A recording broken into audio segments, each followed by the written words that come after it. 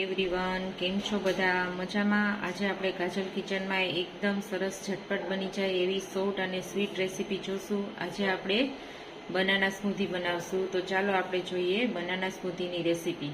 Banana સ્મૂધી બનાવવા માટેની સામગ્રી રેડી છે. મેં એક પાકેલું કેળું લીધું છે. 4-5 પેસી ખજૂરને ચોપ કરી.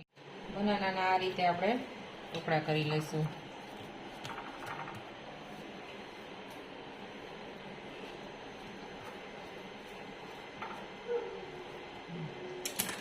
એક મિક્સર જાર લેશું.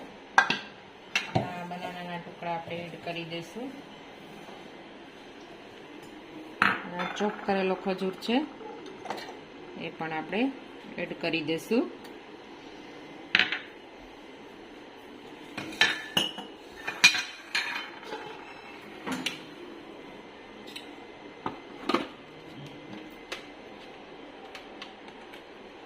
હવે આપણે જે મિલ્ક છે એ આમાં એડ કરી દઈશું.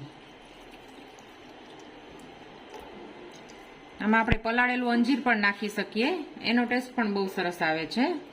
અને આમાં ખાંડ નાખવાની જરૂર નથી, કારણ કે ખજૂર અને કેળા બંને સ્વીટ હોય છે. હવે આપણે એને ગ્રાઇન્ડ કરી લઈશું.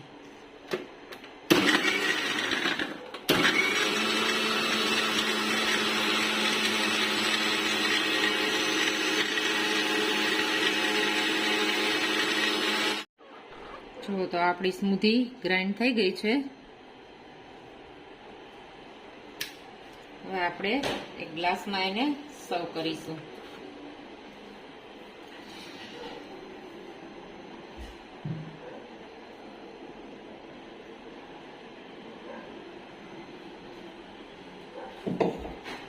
જો આપણી સ્મૂધી તૈયાર થઈ ગઈ છે ને હવે આપણે એને બદામની કતરણથી ગાર્નિશ કરશું.